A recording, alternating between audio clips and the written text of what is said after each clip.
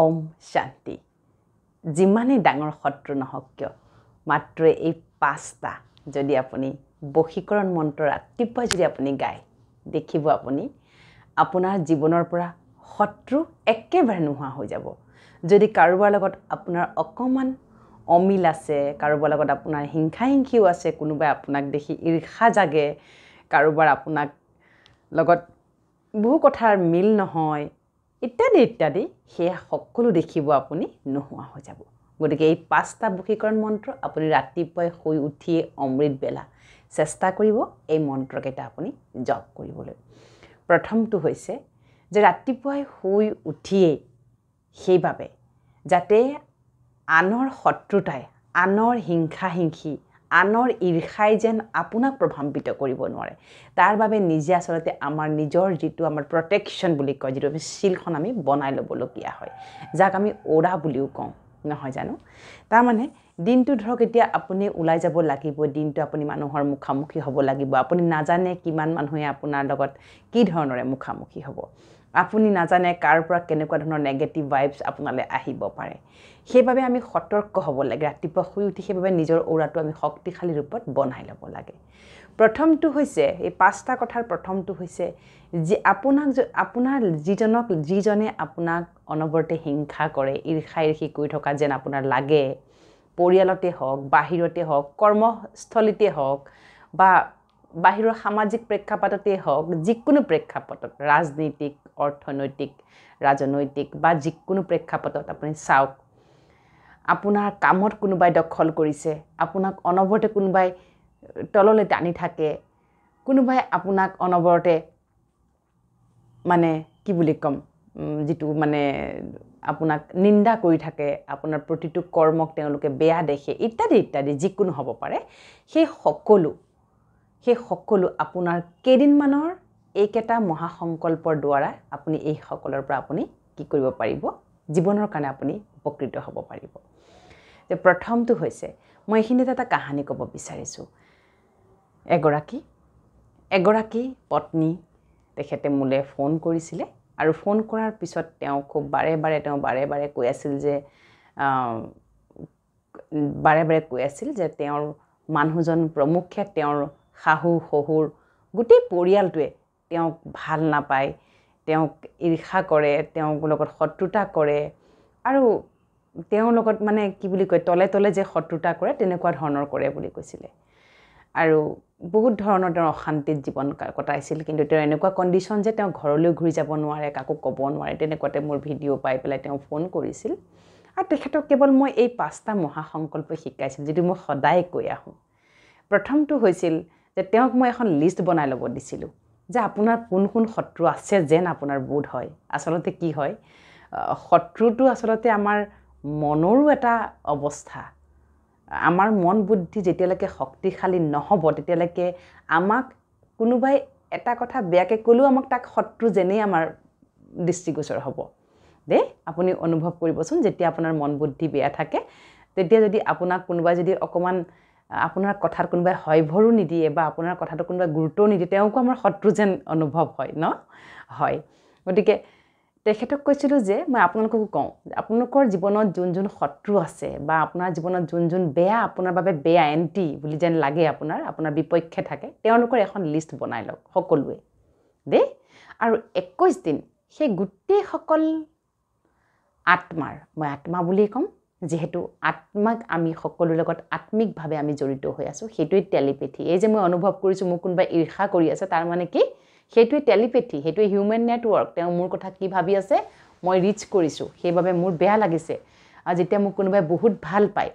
তেতিয়াও মই ফিল কৰিম মোক তেওঁ বহুত ভাল পাইছে সেইটোও টেলিপেথি দেই গতিকে এই হিউমেন নেটৱৰ্কিংটো কেৱল কেইটামান বস্তুৱেহে আচলতে আপোনাক ক্লিয়াৰ কৰিব পাৰিব তেওঁ যেনেকুৱাই নেটৱৰ্কিং আপোনাৰ লগত নাৰাখক কিয় আপোনাৰ নেটৱৰ্কটো যেন ক্লিয়াৰ হয় তাৰ প্ৰতি আমি সতৰ্ক হ'ব লাগিব মোবাইলত যেতিয়া 3টা খুঁটা 4টা খুঁটা 5টা খুঁটা ক্লিয়াৰ থাকে আমাৰ কেনেকুৱা লাগে বা ফুল নেটৱৰ্ক আছে বঢ়িয়া এইখিনি স্থান বঢ়িয়া আৰু যেতিয়া ডিপিংকৈ এটাকে কমি আহি থাকে আমাৰ দুটামান থাকিলে কি লাগে বুটিং কৰি থাকে মানে এনেকুৱা লাগে যে নাই নেটৱৰ্কটো ভালকৈ পোৱা নাই ঠিক একেদৰে হিউমেন নেটৱৰ্কিং যিটো আমাৰ যিটো আত্মিক সম্বন্ধ সোল টু সোল যেটো কানেকশ্যন যেটো আমাৰ টেলিপেথি সেইটো গ্ৰ' কৰিব লাগিব আৰু সেইটো যেতিয়ালৈকে আপুনি মেডিটেশ্যন নকৰে তেতিয়ালৈকে আপোনাৰ গ্ৰ' নহ'ব ভেৰি ভেৰি ইম্পৰ্টেণ্ট সেইকাৰণে মানুহৰ আজিকালি ইনটিউশ্যন কেপাচিটিটো নোহোৱা হৈ গৈছে ইনটিউশ্যন মানে কি মই এবাৰ কৈছিলোঁ ইনটিউশ্যন মানে tuition master sitting behind inside you তাৰ মানে ষষ্ঠ ইন্দ্ৰিয় আমাক টিউটৰৰ কাম কৰে আমাৰ গাইডৰ কাম কৰে আমাৰ যেটো ষষ্ঠ ইন্দ্ৰিয় আমাৰ যেটো তৃতীয় নেত্ৰ সেই তৃতীয় নেত্ৰটোৱে আমাক গাইডৰ কাম কৰে মেডিটেশ্যন আপোনাক তৃতীয় নেত্ৰটো আপোনাক জাগ্ৰত কৰি দিব মেডিটেশ্যনৰ বেনিফিট মই আগতেও কৈ থৈছোঁ কি হ'ব পাৰে আপোনাৰ তৃতীয় নেত্ৰক জাগ্ৰত কৰিব আপোনাৰ তৃতীয় নেত্ৰ জাগ্ৰত হোৱাৰ লগে লগে আপুনি যেতিয়া এজন ব্যক্তিক বহুত দূৰৰ পৰা দেখা পায় আপুনি তেওঁৰ ভাইব্ৰেচন ইমিডিয়েটলি ক্যাচ কৰিব পাৰিব যে তেওঁৰ ইনটিউশ্যন মোৰ প্ৰতি কেনেকুৱা সেইভাবে মেডিটেশ্যন কৰিব লাগে মেডিটেশ্যন ধ্যান তপস্যাই কি কৰে আমাৰ তৃতীয় নেত্ৰক আমাক একদম 100% জাগ্ৰত কৰি দিয়ে তেতিয়া আপোনাৰ ইনটিউশ্যন কেপাচিটিটো খুব বেছি হ'ব আপুনি মানুহক দেখাৰ লগে লগে তাৰ মানে মানুহে বুলি ক'লে আপুনি দুনিয়া দেখা পাব যে অসমীয়াত যে কয় যে মই তাৰ মুখ ফালতে মই গম পাইছোঁ তাৰ কি আছে গৰ্ভত এনেকে যে কয় কথাৰ প্ৰসংগত নহয় জানো যেনেকে শ্ৰীকৃষ্ণই বুলি কোৱাৰ লগে লগে মাকে ব্ৰহ্মাণ্ড দেখা পাইছিল মুখত ঠিক একেদৰে আপুনি যদি তপস্বী হয় আপুনি যদি ধ্যানী হয় আপুনি যদি মেডিটেশ্যন কৰে meditation itself N English word আসলে এটা ইংলিশ ওয়াৰ্ড হয় কিন্তু তাৰ অসমীয়া ভাৱাৰ্থ হৈছে ধ্যান তপস্যা কাৰ ভাল নালাগে কওকচোন ধ্যান আৰু তপস্যা 99% মানুহৰে ভাল লাগে সকলোৱে সকলো ধৰ্মত ধ্যান তপস্যাই কৰি আছে কেৱল আমাৰ কি হৈছে সেই সময়ত আমাৰ অস্থিৰতাৰ কাৰণে আমি তপস্যাটো ভালকে কৰিব নোৱাৰো খুব কম সময়তে আমি ভংগ কৰিছো গতিকে যেতিয়া মই শিকাইছিলো তেওঁক যে আপুনি এই পাঁচটা কাৰোবাৰ ৰাতিপুৱাই কৰক দেখিব আপোনাৰ শত্ৰু নোহোৱা হৈ যাব গ্যাৰান্টিড কৈছো মই আপোনাৰ এই পাঁচটা কৰ্ম যদি আপুনি কৰে আপোনাৰ শত্ৰু নোহোৱা হৈ যাব প্ৰথমটো হৈ গৈছে আপোনাৰ যে সেই যিসকল আপোনাৰ শত্ৰু যেন আপোনাৰ লাগে আপোনাৰ এন্টিজেন লাগে আপোনাৰ লগত নিমিলে আপোনাক অনবৰতে ঈৰ্ষা কৰে আপোনাক জ্বলে আপোনাক খুচি হানি থাকে পৰিয়ালত হক যতে নক এখন লিষ্ট বনাই লওক আৰু প্ৰত্যেকজন ব্যক্তিক আপুনি 21 দিন কৈ আপোনাৰ ভাইব্ৰেচন দিব লাগিব গতিকে ভাইব্ৰেচন কেনেকৈ দিয়ে সেইটো এটা প্ৰসেস ভাইব্ৰেচন কেনেকৈ দিয়ে জানে নে ভাইব্ৰেচন দিবলৈ হলে সেইভাবে আকৌ কওঁ তপস্যী হ'ব লাগিব যিমান আপুনি মেডিটেশ্যন কৰিব আপুনি হিমানেই ভিতৰি ক্লিয়াৰ হ'ব সাফা হ'ব ক্লিনজিং প্ৰসেস আকৌ কম meditation itself a cleansing process clean কৰিব কি ক্লিন কৰিব মন বুদ্ধি ক্লিন কৰিব মন বুদ্ধি থকা মলিনতাবিলাক আঁতৰাব আনে মোক বেয়া পায় সেইটো মলিনতা নহয় আনে মোক বেয়া পায় কাৰণে ময়ো তেওঁক বেয়া পাই আছো সেইটো মোৰ মলিনতা আনে মোক তিৰস্কাৰ কৰিছে সেইটো মলিনতা মোৰ নহয় সেইটো তেওঁৰ মলিনতা কিন্তু আনে মোক তিৰস্কাৰ কৰিছে কাৰণে ময়ো তেওঁক দুগুণ জোৰত তিৰস্কাৰ কৰি দিছো সেইটো মোৰ মলিনতা বুজি পাইছেনে বাৰু গতিকে এনেদৰে আপুনি চিন্তা কৰক আপুনি আনে আপোনাক ঈৰ্ষা কৰিছে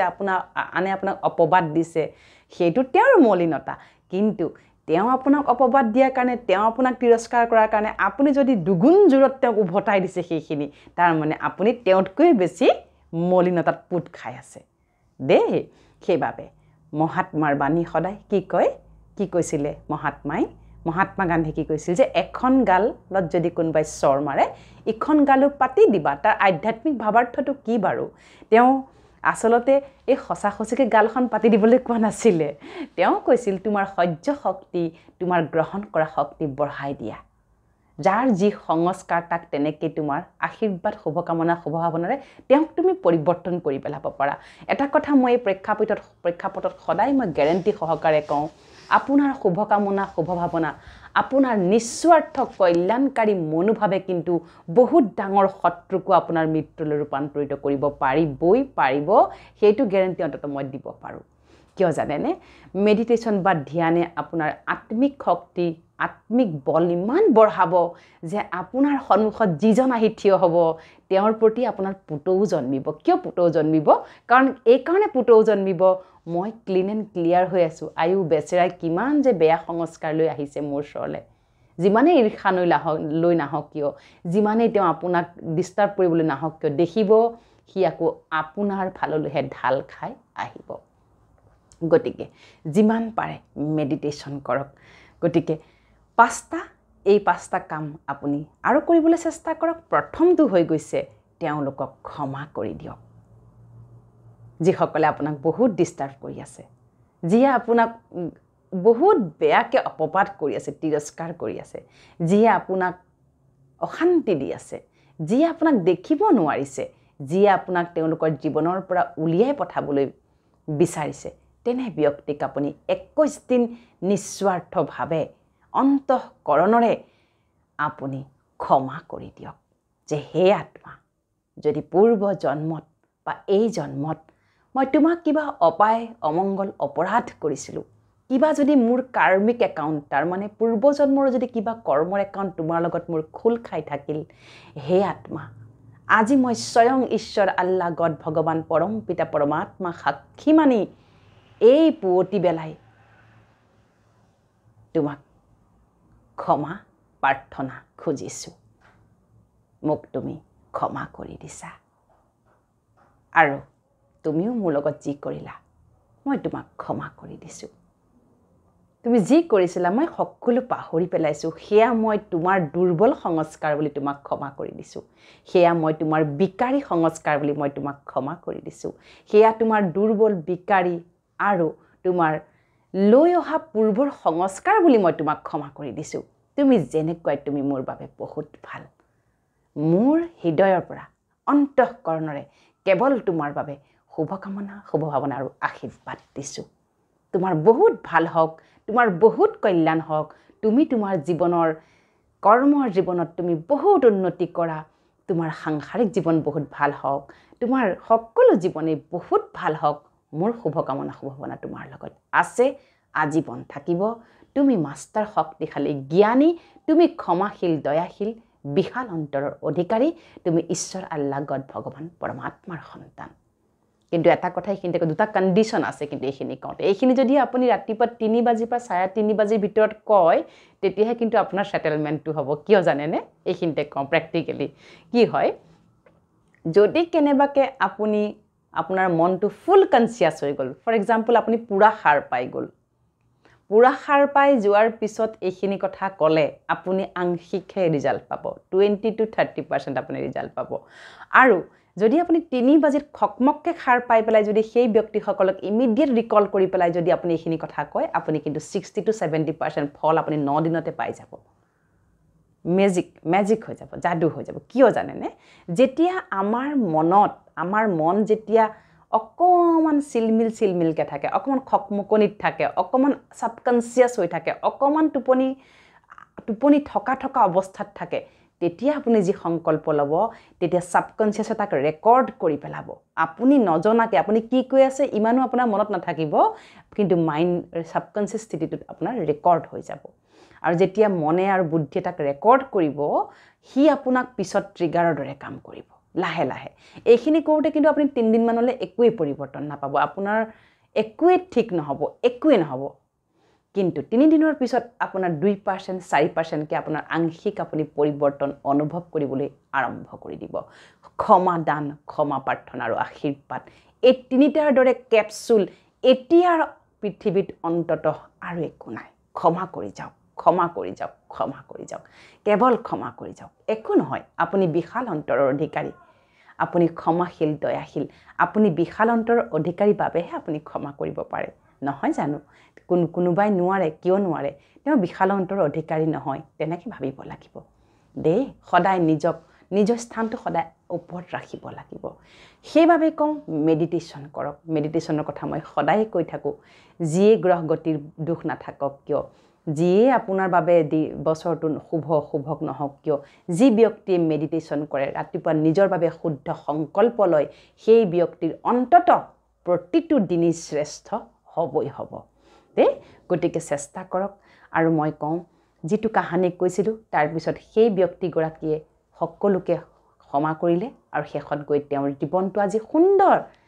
কাঁইটৰ মাজত গোলাপ হৈ আছিল তেওঁ, আৰু এতিয়া সকলোৱে গোলাপলৈ পৰিৱৰ্তন হৈছে। তেওঁৰ জীৱন এতিয়া অতি সুখ আনন্দ প্ৰাচুৰ্যতাৰে ভৰপূৰ হৈ পৰিছে। য'ত নেকি তেওঁক কোনো দেখিব নোৱাৰিছিলে, সেইগৰাকীকে এতিয়া সকলোকে লগা হৈছে। ইয়াতকেনো আৰু জীৱনত কি লাগে, নহয় জানো? স্থূল বস্তুনো আমাক কি সুখ শান্তি দিব পাৰে? ঘৰত থকা সা সম্পত্তি, আচবাব, চোফা ছেট, যিমানে যি ভাল দামী নাথাকক কিয়, যদি মনটো দুখী হৈ থাকে, মন যদি বিষাদগ্ৰস্ত হৈ থাকে, তেতিয়াহ'লে জানো যিমানেই দামী বস্তু পৰিধান নকৰোঁ কিয়, যিমানে দামী আহাৰ নাখাওঁ কিয়, যলৈকে ফুৰিবলৈ নাযাওঁ কিয়, মনটো যদি ভাল নাথাকে তেন্তে আমাৰ জীৱন অসাৰ হৈ পৰে। গতিকে আহক মেডিটেশ্যন কৰোঁ। গতিকে এই মেডিটেশ্যন ৰাজযোগ মেডিটেশ্যনৰ বাবে আপুনি আপোনাৰ ঘৰৰ কাষত থকা প্ৰজাপিতা ঈশ্বৰীয় ব্ৰহ্মকুমাৰী বিশ্ববিদ্যালয়লৈ গৈ আপুনি ৰাজযোগৰ প্ৰশিক্ষণ লওক। প্ৰশিক্ষণটো খুব ভালকৈ লওক, লৈ তাৰপিছত ঘৰত প্ৰেক্টিছ কৰক। যিমান পাৰে প্ৰেক্টিছ কৰক, কাৰণ মেডিটেশ্যন প্ৰেক্টিছৰ ওপৰতহে নিৰ্ভৰশীল। প্ৰেক্টিছ নাথাকিলে কিন্তু মেডিটেশ্যন আপোনাৰ ভংগ হৈ যাব। জীৱনলৈ পৰিস্থিতি আহিবই, কিন্তু আপুনি এনেদৰে পৰিস্থিতিবিলাক হেণ্ডেল কৰিবলৈ আৰম্ভ কৰকচোন। দেখিব আপোনাৰ বাবে সকলো পৰিস্থিতিবোৰ সহজ হৈ যাব। আজিৰ সময়ত, বিশেষকৈ আজিৰ সময়ত কি হৈছে, সকলোতকৈ ডাঙৰ কথা হৈ গৈছে যে আমি মনেৰে যিকোনো পৰিস্থিতি গ্ৰহণ কৰি ল'ব পৰা নাই, মানি ল'ব নোৱাৰোঁ, নহয় জানো? বিশেষকৈ কি হৈছে যে ঘৰ সংসাৰ গৃহস্থ বা এই জীৱনত থাকিলে বিভিন্ন ধৰণৰ কথা আহে ৰাতিপুৱাৰ পৰা সন্ধিয়ালৈ। যদি পৰিয়াল ডাঙৰ হয়, সতি সন্তানৰ পৰা আহিব প্ৰব্লেম, স্বামীৰ পৰা আহিব, স্ত্ৰীৰ পৰা আহিব, কাৰোবাৰ পৰা আহিব। এই গোটেইখিনি মিলি আমাৰ মন বুদ্ধিক কি কৰি থাকে, বেলেগ কথা চিন্তা কৰিব নিদিয়ে, কেৱল এইবিলাক কথাই গুণা কথা চলি থাকে। গতিকে মই আপোনাক কেইটামান টিপছ শিকাম, যিকেইটা টিপছ আপুনি যদি শিকি লয়, আপোনাৰ বাবে যিমানেই ডাঙৰ কথা নাহক কিয়, আপোনাক যোনেই যিমানেই ককৰ্থনা নকৰক কিয়, আপোনাৰ ওপৰত যোনে নিন্দা তিৰস্কাৰ অপবাদ যেনেকুৱাই যি নকৰক কিয়, আপুনি বাচি যাব। আপুনি অন্ততঃ সেইবিলাকৰ দ্বাৰা আক্ৰান্ত নহ'ব, সহজে আপুনি তাৰ পৰা ওলাই আহিব পাৰিব দেই। আজিৰ পৃথিৱীত সকলোতকৈ ডাঙৰ আমাক কি শক্তিৰ প্ৰয়োজন হৈ গৈছে? মানসিক শক্তিৰ, হয়নে বাৰু? আভ্যন্তৰীণ শক্তিৰ প্ৰয়োজনীয়তা আহি পৰিছে। শাৰীৰিকভাৱে আজিকালি মানুহ কিন্তু বেছিহে বলৱান, আগতকৈ শাৰীৰিকভাৱে মানুহে বেছিয়ে কিবা কিবি কৰিব পৰা হৈছে, কিন্তু সমান্তৰালভাৱে মানসিক শক্তি কিন্তু হ্ৰাস পাইছে, নহয় জানো? মানসিক শক্তিৰ কেইটামান এলিমেণ্ট আছে দেই, আপোনালোকে কাইণ্ডলি বুজি ল'ব কথাখিনি। কি হয়, আজি যেতিয়া এগৰাকী নাৰী পটককৈ যেতিয়া ডিপ্ৰেশ্যনত গুচি যায়, এজন পুৰুষ ডিপ্ৰেশ্যনত গুচি যায়, যেতিয়া ডিপ্ৰেশ্যনৰ লক্ষণবিলাক কেনেকুৱা হ'ব পাৰে, ধৰক এই মনটো অকণমানতে দুখ লাগে, কিবা এটা কথা ক'লেই যেন চকুৰ পানী ওলাই আহে, বা সকলোফালে যেন হতাশাগ্ৰস্ত, কোনোফালে যেন কোনো ধৰণৰ ৰাস্তা খোল খোৱা নাই, সকলো সময়তে মনটো ডাউন হৈ থাকে, কোনোবাই কিবা এষাৰ কথা পতাৰ আগতে চকুৰ পানী ওলাব পাৰে, বা অত্যাধিক ইৰিটেশ্যন, খং, খিংখিঙীয়া ভাৱ হ'ব পাৰে। এই ইত্যাদিবোৰে কি কৰিব, আমাৰ মানসিকভাৱে আমাক কি কৰে, একদম বহুত বেয়া ধৰণৰ সেইটো সময় ৰুল কৰি থাকে। আৰু আমি মনৰ দ্বাৰা আচলতে আক্ৰান্ত হৈ থাকোঁ, মনৰ দ্বাৰা আমি ৰুল হৈ থাকোঁ, অনুভৱ কৰিব নোৱাৰোঁ। কোনেও আপোনাক আচলতে ৰুল কৰি থকা নাই, আপোনাৰ মনেই আপোনাক কিন্তু ভাঙি পেলাইছে। সেই কথাটো কিন্তু আমি কেতিয়াও বিবেচনা নকৰোঁ, ৰিয়েলাইজ নকৰোঁ। সেইবাবে আমি কওঁ যে আমি আচলতে সদায় দুটা পাৰ্ট, বডি আৰু মাইণ্ড, হয়নে? বডি আৰু মাইণ্ড দুইটা কিন্তু ৰিলেট হৈ থাকে। সেইবাবে আজিকালি সকলো বেমাৰে কি হৈ গৈছে, সাইকোসোমাটিক ডিজিজ হৈ গৈছে। যাৰ এংজাইটি বেছি, ডিপ্ৰেশ্যন বেছি, অনবৰতে অৱসাদ ভাবি থাকে, অনবৰতে দুখ লাগি থাকে, অনবৰতে কিবা হতাশাগ্ৰস্ত হৈ থাকে, সেইসকলৰ হয়তো ওজন বৃদ্ধি পাব, নহয়তো তেওঁলোকৰ একেবাৰে কমি যাব। তেওঁলোকৰ ডাইজেশ্যন কেপাচিটি বেয়া হ'ব, তেওঁলোকে যিয়ে নাখাওক কিয়, কাৰণ সেই সন্তুষ্টতাৰ যি কেমিকেল সেয়া নাযাব লগত। অনবৰতে হতাশাগ্ৰস্ত লোকৰ বিভিন্ন ধৰণৰ কিন্তু ছাইড এফেক্ট আহিব পাৰে, বডিত আহে ন, টোপনি কম হ'ব, খিংখিঙীয়া হ'ব। আজিকালি সেইবাবে সকলো বেমাৰক সাইকোসোমাটিক বুলি কোৱা হয়, যে সাইক'লজিকেলি আমি বডি মাইণ্ড আমি ৰিলেট হৈ থাকোঁ। কিন্তু আমি আজি উদ্ভাৱন কৰিব পৰা নাই যে আমাৰ প্ৰধান শত্ৰু কোন। আমাৰ প্ৰধান শত্ৰু বেলেগ নহয়, আমাৰ প্ৰধান শত্ৰু হৈছে আমাৰ ভাৱনা, থট। সেইবাবে প্ৰজাপিতা ঈশ্বৰীয় ব্ৰহ্মকুমাৰী বিশ্ববিদ্যালয়ত ৰাজযোগ মেডিটেশ্যনৰ দ্বাৰা প্ৰথমতে আমাক থটৰ ওপৰত কাম কৰোৱা হয়, ভাৱনাৰ ওপৰত কাম কৰোৱা হয়। ইমান দিন ভাবি আছিলোঁ মই খঙাল, মোৰ জীৱনত একো নহ'ব, মই বৰ আনলাকি, মোক সকলোৱে বেয়াই পায়, সকলোৱে মোৰ দুখেই দেখে। যেতিয়া আপুনি ৰাজযোগ কৰিব, যেতিয়া আপুনি মেডিটেশ্যন কৰিব, ইমিডিয়েটলি থট প্ৰচেছ আপোনাৰ চেঞ্জ হৈ যায়, আৰু এইটো মিৰেকল মেজিক হয় দেই। সেইবাবে মই সকলোকে অনুৰোধ কৰিম, এই মাধ্যমৰ দ্বাৰাই সকলোৱে গৈ অন্তত 7 দিনৰ এই ৰাজযোগৰ কোৰ্চটো আপোনালোকে এবাৰ টেষ্ট কৰি চাওক দেই। মইতো অন্তত 50% গেৰেণ্টি দিব পাৰোঁ। আপোনাৰ 7-8 দিনত যিটো অনুভৱ আহিব, সেই অনুভৱে কিন্তু আপোনাক বহুত যিকোনো হতাশাৰ পৰা যিকোনো ডিপ্ৰেশ্যনৰ পৰা যিকোনো মানসিক অৱসাদৰ পৰা যিকোনো পৰিস্থিতিৰ পৰা যেনেকৈ ডাঙৰ কথা বতৰা যিমানেই আপুনি সমস্যাত ডুবি নাথাকক কিয় আপোনাক কিন্তু উদ্ধাৰ কৰিবই কৰিব কিয় জানেনে এই শিক্ষা কোনো মনুষ্যই দিয়া শিক্ষা নহয় এয়া হৈছে স্বয়ং ঈশ্বৰ আল্লাহ গড ভগৱান নিৰাকাৰ পৰম পিতা পৰম জ্যোতিৰ লগত আপোনাক কানেকশ্যন শিকোৱাব যি বিশ্ব ব্ৰহ্মাণ্ডত মই আজিলৈকে ক'তো অন্ততঃ এই শিক্ষা পোৱা নাই যে স্বয়ং ভগৱানৰ লগত যেতিয়া আপুনি কানেক্ট হৈ যাব হয়নে এইটো সঁচা কথা চাওক যেতিয়া সন্তানৰ বহুত বেছি প্ৰব্লেম আহে সন্তান সৰু থাকে আপোনাৰ সাপোজ সন্তান সৰু আছে কিবা এটা প্ৰব্লেম পাইছে কি কৰে তেওঁলোকে সিধা কাহি মা দেউতাকক কয় আৰু মা দেউতাকে কি কৰে ইমিডিয়েটলি সমাধান কৰে হয়নে তেওঁলোকৰ ভয় লাগে কোনে ভয় সিহঁতক নোহোৱা কৰে মাক দেউতাকে কৰে সিহঁতৰ যেতিয়া ভয় লাগে কাক আহি ধৰেহি মাক দেউতাকক আহি ধৰেহি ঠিক আমি হৈছোঁ সেই ঈশ্বৰ আল্লাহ গড ভগৱান নিৰাকাৰ পৰম পিতা পৰমাত্মাৰ আমি সন্তান তেওঁ হৈছে পৰম আত্মা যাৰ কোনো আকাৰ নাই নিৰাকাৰ আমি হৈছোঁ আত্মা আমি তেওঁৰ সন্তান গতিকে কেনেকৈনো দেউতাকজনে কেনেকৈনো দেউতাক মাকে সন্তানৰ দুখ দূৰ নকৰাকৈ থাকিব পাৰে হয়নে বাৰু সেইবাবে ৰাজযোগৰ প্ৰশিক্ষণটো আপুনি অতি সোনকালে আপোনাৰ কাষত থকা প্ৰজাপিতা ঈশ্বৰী ব্ৰহ্মকুমাৰী বিশ্ববিদ্যালয়লৈ গৈ আপুনি প্ৰশিক্ষণটো লওক আৰু ঘৰতে আপুনি প্ৰেক্টিছ কৰি থাকিব পাৰে আচ্ছা এতিয়া আকৌ আহিলোঁ মূল কথালৈ যে ডিপ্ৰেশ্যন অৱসাদ মানসিক হতাশা এইবিলাক কিন্তু আজিকালি দ্ৰুতগতিত বাঢ়িছে কেতিয়াবা এটা কথাই আপোনাক ডিপ্ৰেশ্যন আনি দিব পাৰে আৰু কেতিয়াবা বহু কথাইও আপোনাক কিন্তু কি কৰিব পাৰে আপোনাৰ হানি কৰিব নোৱাৰে হয়নে বাৰু সকলো নিৰ্ভৰ কৰিব আপোনাৰ মানসিক শক্তিৰ ওপৰত দে গতিকে মই সদায় কম আগতেও কম এগৰাকী মাতৃক কিন্তু আভ্যন্তৰীণ শক্তিৰ বহুত বেছি প্ৰয়োজন কিয় কওকচোন নিজক সম্ভালিব লাগিব সন্তান সম্ভালিব লাগে কাম কাজ আছে ব্যৱসায় বাণিজ্য চাকৰি বাকৰি যদি স্বামী যদি অকমান সহযোগী হয়তো বহুত ভাল যদি তেওঁ সহযোগী নহয় কিবা কাৰণত যদি সংস্কাৰৰ মিলন নাথাকে তাততো প্ৰব্লেম থাকিব তাৰোপৰি এক্সটেণ্ডেড ফেমিলি থাকিব এগৰাকী মাতৃ এগৰাকী গাভৰুৱে ঘৰ সংসাৰ এৰি আনৰ ঘৰত গৈ এডজাষ্ট কৰিবলগীয়া হয় আনৰ ঘৰত এডজাষ্ট কৰোঁতে বিভিন্ন ধৰণৰ অবষ্টেকলছ আহিব গতিকে মই ভাবোঁ এগৰাকী মহিলাক ইমান বেছি আভ্যন্তৰীণ শক্তিৰ প্ৰয়োজন যিটো কিন্তু আপুনি আপোনাৰ দ্বাৰা কিন্তু ইনক্ৰিজ কৰি ল'ব পাৰে গতিকে পৰিস্থিতি আহিলে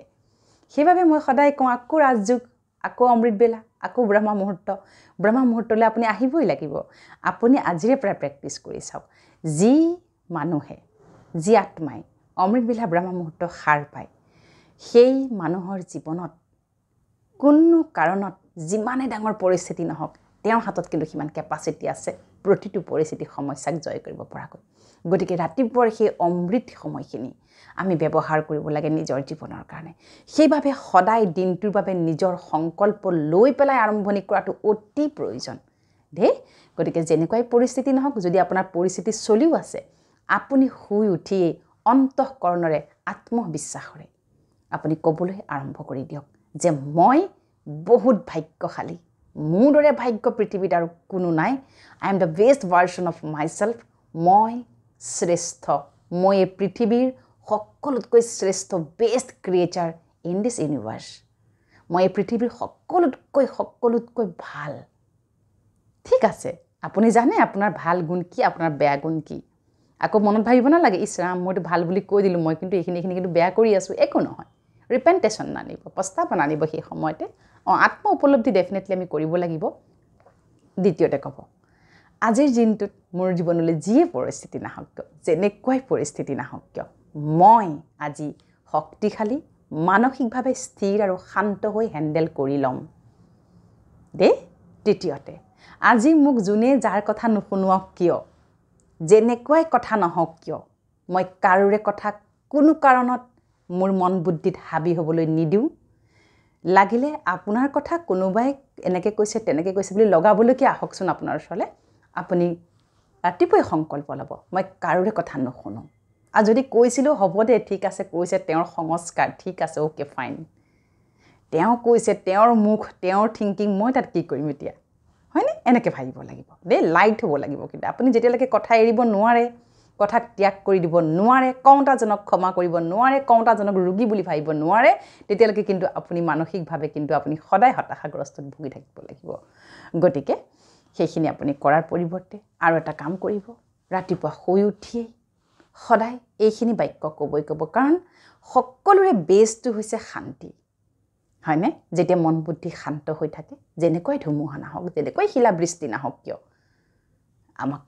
লৰচৰ কৰিব নোৱাৰে কিয় তেতিয়া এটা গ্ৰহণযোগ্যতা শক্তিটো আহে যে কি বুলি গ্ৰহণ হৈ যায় সাপোজ এতিয়া শিলা বৰষুণ আহিবই প্ৰকৃতিটো নিয়ম শিলাবৃষ্টি হয় ধুমুহা আহে বৰদচিলা আহিবই কিবা আহিবই জীৱনটোতো আমাৰ প্ৰকৃতিৰ দৰে আহিবই একো ডাঙৰ কথা নহয় সকলোকে ওয়েলকাম কৰিব লাগিব আপুনি স্থিৰ হলে আপুনি শান্ত হলে সেই ধুমুহা শিলাবৃষ্টিও আপোনাক কোনো কাৰণত ভিজাই থৈ একেবাৰে কাবু কৰি থৈ যাব নোৱাৰে